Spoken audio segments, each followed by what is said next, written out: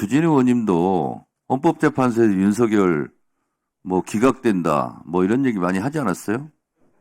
그리고 대법원 파기재판 얘기한 건 결과적으로 거짓말 아니었어요? 어? 아니 주장을 담은 거짓말이죠. 그러니까 마치 본인은 이슬처럼 지고지순한 것처럼 얘기하지 마시란 얘기예요. 이 공직선거법은 정말 웃긴 법안이자 국민을 우습게 하는 법안이라고 저는 생각합니다. 이 거짓말 잘하는 사람이 선거에 유리하도록 만드는 거거든요. 그러니까 이재명 후보 한 명 위해 가지고 선거 제도를 완전히 망치겠다는 것으로 저는 보입니다.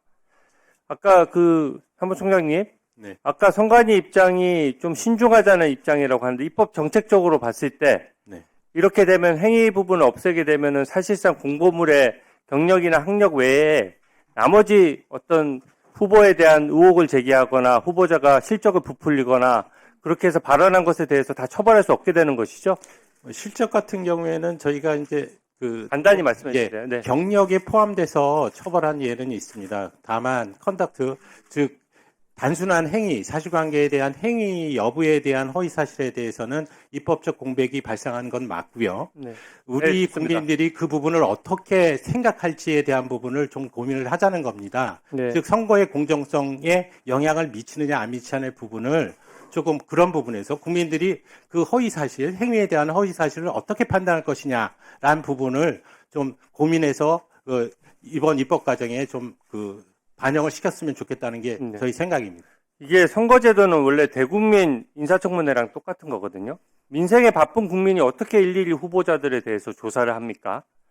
이 후보자가 여러 의혹이 제기되면 진실을 밝힐 의무가 있는 거예요. 그렇게 안 하면은 모든 의혹 제기나 어떤 비리 의혹이 제기됐을 때 그냥 아닌데요?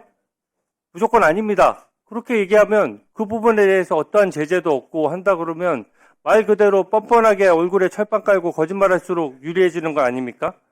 그리고 국회 인사청문회 제도하고도 균형이 안 맞아요. 국회의원들은 지금 국회에서 인사청문회, 정부 부처 장관들 인사청문회 하면서 자료 제출 요구 다 하라고 하고 뭐만 뻑하면 위증죄로 고발하겠다라고 합니다.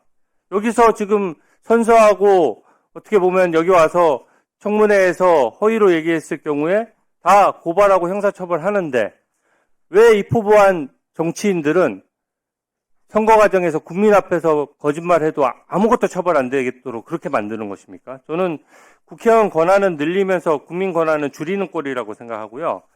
행위를 없애게 되면 자기 과거 실적을 입으로 막 떠들고 다녀도 없었던 일을 지어내도 처벌할 수가 없는 것이고요.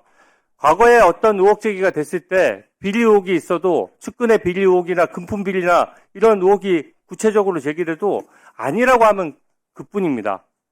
그러니까 이 후보자의 표현의 자유를 국민의 참정권보다 앞장세우는 것이거든요. 이게 지금 저는 이렇게 선거제도가 바뀌어서는 선관위 실무자들이 엄청나게 이 부분에 대해서 우려할 것이라고 생각하는데 아까 신중한 입장이라는 것에 대해서 한 번 더 설명해 주세요. 여러 가지를 감안해야 되고 저희 선거관리를 하는 입장에서는 가장 중요한 게 선거의 공정성에 영향을 미치느냐 안 미치느냐의 부분입니다.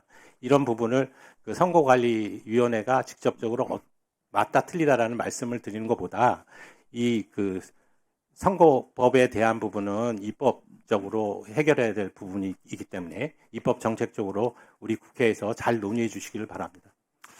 근데 주진우 의원님 말씀 듣다 보니까 주진우 의원님도 헌법재판소에서 윤석열 뭐 기각된다 뭐 이런 얘기 많이 하지 않았어요? 그리고 대법원 파기재판 얘기한 건 결과적으로 거짓말 아니었어요? 어? 아니 주장을 담은 거짓말이죠. 그러니까 마치 본인은 이슬처럼 지고지순한 것처럼 얘기하지 마시란 얘기예요. 본인도 거짓말 많이 했잖아요. 100번 양보하더라도 거짓 주장이잖아요. 자, 그러니까 사돈 낱말하지 맙시다. 자, 박범계 간사님.